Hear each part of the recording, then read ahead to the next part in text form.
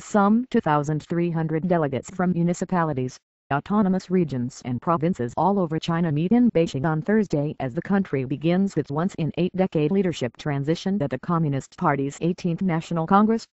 Security is tight. Kitchen knives have been taken off shop shelves, racing pigeons are confined to their lofts, and the window controls have been removed from passenger seats in taxis across the city to stop people furtively passing out and sending messages from the back seat. At the Congress, Xi Jinping, who visited Ireland in February, is expected to replace Hu Jintao as General Secretary of the party that has ruled China since 1949. Li Keqiang is set to succeed Wen Jiabao as Premier. The Congress will see a transition from the current generation of technocrats. All 9 members of the all-powerful Standing Committee are engineers, who have overseen the last decade in China, to a new 5th generation of leaders. Many are red princelings, the communist equivalent of blue bloods. Xi Jinping's father Xi Zhang's son was a revolutionary leader and former vice premier. While the party will put on a unified face during the Congress, the last few weeks have seen fierce jostling for power between the ruling factions, between the princelings and the cotters linked to the Communist Youth League, which is President Hu's power base. The 5th generation of leaders will have a raft of knotty problems to deal with.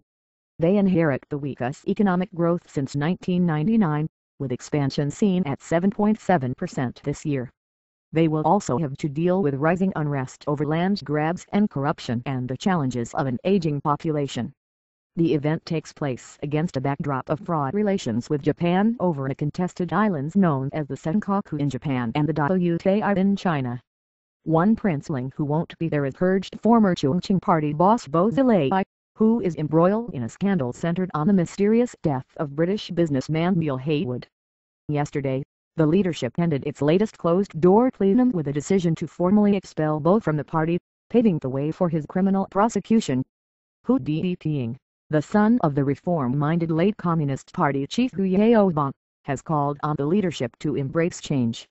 Reforms cannot be wasted, promises cannot be abandoned, Hu wrote in an editorial in the Economic Observer, saying the country's current woes threatened its development and could interfere with the party's power to govern. Hu also said the monopoly of state-owned enterprises must end. We need to create conditions to let private enterprises enter monopoly industries, encourage fair and lawful competition, create and regulate open and fair markets, he wrote. Appointing leaders. The delegates represent many different interests within China, including the SOS, the state banks, the People's Liberation Army and other government institutions. Their initial task will be to review the intervening 5 years since the last Congress, then pick the 200-member Central Committee. This will meet and appoint the 25-member Politburo, followed by the Politburo Standing Committee, which, rumor has it, will contain 7 rather than the current 9 members. This year's Congress will see nearly 3/4 of the leadership step down. 14 of the 25 Politburo members are expected to retire, while 7 of the 9 on the Standing Committee are due to retire. 3/4 of the Central Military Commission, which runs the Army, and a hefty slice of the State Council, or Cabinet, will also step down. A major task will be to lay down policy lines. Often it revises the Constitution to allow outgoing leaders to put their mark on it, a form of legacy.